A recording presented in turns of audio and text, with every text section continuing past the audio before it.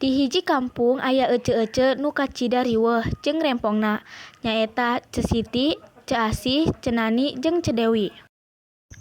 Di hiji wanci imah Ce Asih kamalingan, buru-buru mere nyaho ka warga. Kuat ka dieu, Ce? Aya naon aya Ce? Penting teh di imah abdi aya maling. Hah? Galing? Buka Ce mana nu galing mah? Naon ai Ece? Maling lain galing. Aya naon ieu teh? Ngadang mah aya ucing. Ucingna katabrak lain. Nah, ai Ce Nani. Maling Ce lain ucing. Hah? Maling? Mana maling? Alhamdulillah konek oge. Oh, dikira teh aya ucing. Teu ayeuna mah dangukeun ku Cepil. Di bumi abdi teh aya maling. Hah? Aslina ieu teh?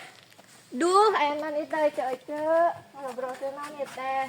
Kieu Ce Dewi, penting teh di bumi abdi aya maling. Anehna malingna teu nyandak barang-barang mahal, kalah nyandak barang-barang murah. Oh, sakarat ieu maling teh. Tigana si malingna ngahajar barata boga duit. Teu lila aya Ce Yeti datang. Naon ieu teh naon asal riweuh kieu? Aya maling, Ce, maling. Hah? Maling? Naon dipalingna jam sabaraha di imah saha?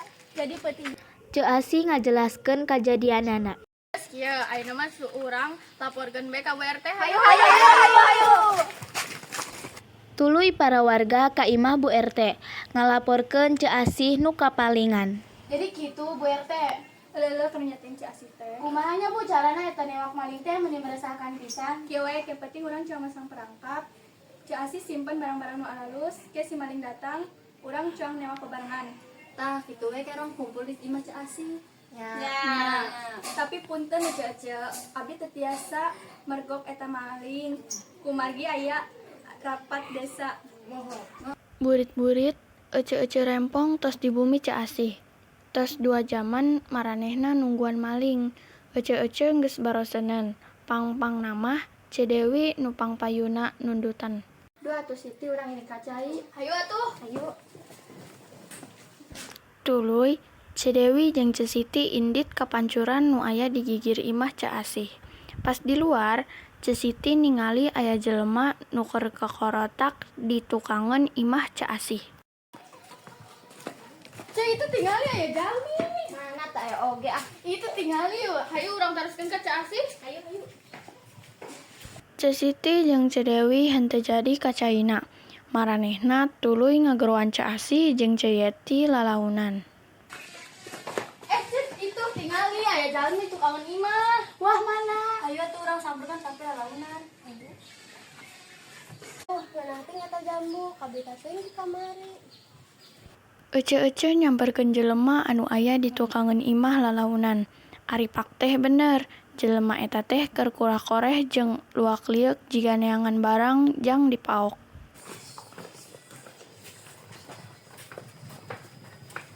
Hayu, mana keur naon di dieu? Naon ai mah urang mah lain mari urang mah keur nempo jambu nu asal. Alasan maneh teh hayu urang bawa ka Bu RT. Hayu. Ece-ece rempong mawa eta maling ka imahna Bu RT. Assalamualaikum Bu. Bu RT ieu malingna tos beunang, Bu. Waalaikumsalam. Beuleut ka maling teh, cing ke sampingna. Wanci sampingna dibuka, maling teh padahal mah Ce Nani. Kusabab geus peuting, akhirna Ce Nani ditanyaan isukna. Isukna Ce Nani teh dibere sababaraha pertanyaan. Hasilna teu aya pisan bukti anu nunjukkeun yen Ce Nani teh anu geus maok barang-barangna Ce Asih. Teu kahaja Ce Siti ningali sendal anu dipake ku Ce Dewi. Alah, ieu naon Ce Asih? Ih, lain ieu mah menang meuli ti Ce Nani. Naon aya Ece? Cuma tara meuli ti urang. Mana ieu sasalua? Bener ieu, nomor sabaraha? Naon cirina? Nomor 40 anu aya warna masam. Da ieu kan nu abdi. Alasan gawat buka. Tuh benernya nomor 40 anu aya warna emasan. Tuh tingali gerak. Alah, teu nyangkanya si Dewi teh kitu. Pengkhianat. Bukan dan abdi nu lain. Hampura abdi Ce Nani. Tuh kabuktos nu maling teh Ce Dewi lain Ce Nani. Sok ece-ece nu tadi nuduh Ce Nani nuhunkeun hapunten. Ieu Ce Dewi bade diproses lebih lanjut.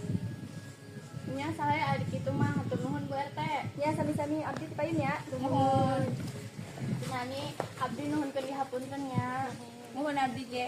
Nuhun ka saya. Ce Siti, Ce Asih, jeung Ce Nani tuluy balik ka imahna sewang-sewangan bari ngomongkeun Cidewi. Kos kitunya Cidewi nya teu nyangka abdi ge Cidewi kos kitu. Nyanya. Nya.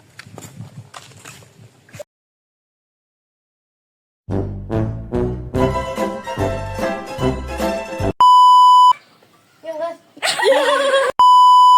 Itu tinggalin deh. Rasakan pisan. Kieu we ke penting oh,